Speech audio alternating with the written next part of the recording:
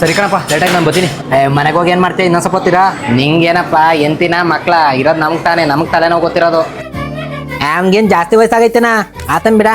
ನಿನ್ ಮಕ್ಳ ಹೆಂಗಿನ್ನ ಅಂಡಲ್ಲೇ ರೊಕ್ಕ ಅಂಡಲ್ಲೇ ನೋಡು, ಅವ್ನ ವಯಸ್ಸವ್ರು ಅಲ್ಲೇ ಮದ್ವೆ ಮಕ್ಳತಾವೆ. ಇನ್ನ ಅವ್ನು ತಿರ್ಕೊಂಡ್ ಕೂತವ್ನೆ, ಏನೋ ಉದ್ದಾರ ಆಗ್ಬಿಟ್ರೆ 2-3 ಸಂಬಂಧಗಳು ನೋಡ್ರೆ ಒಂದ್ ಆಮೇಕ ಕೂತ್ಕೊಳ್ಳ. ನೀನೇನ್ ಬಂಗಾರದಂತ ನೋಡ್ಕಿರ್ಲಿಲ್ಲ.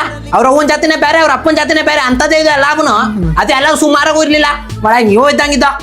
ನೀನ್ ಸೂನ್ರು ನೆತ್ಬಿಟ್ಟಿದ್ಯಾ ನೋಡು, ನಿಂಗ್ ಮಾರಾಣಿ ಸಂಬಂಧಗಳು ತಗೊಂಬತ್ತೀನಿ ನಾವು.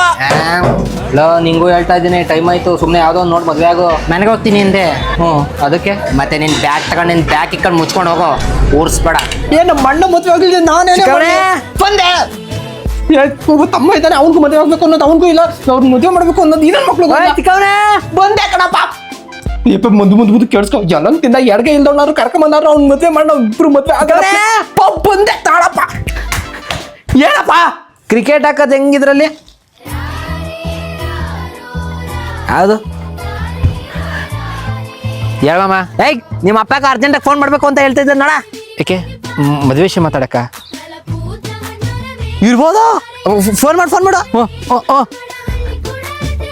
ಅಪ್ಪ ದೊಡ್ಡನೆ ಆಗೈತ್ ಕಣ. ಹೇಳಪ್ಪ ಏನಪ್ಪ? ಇವನು ಕೊಹ್ಲಿ ಸೆಂಚುರಿ ಹೊಡೆದ್ಬಿಟ್ಟ ಕಣ. ಗೆದ್ದು ಬಿಡ್ತಾರೆ. ಬರ್ಬೇಕಾದ್ರೆ ಏನಾರು ತಗೊಂಬ. ಅಕ್ಕ 1/4 kg ಸ್ವೀಟ್ಗೆ 3/4 kg ಪಾನಿ ಡಲ್ ಹಾಕೊಡಕ್ಕ.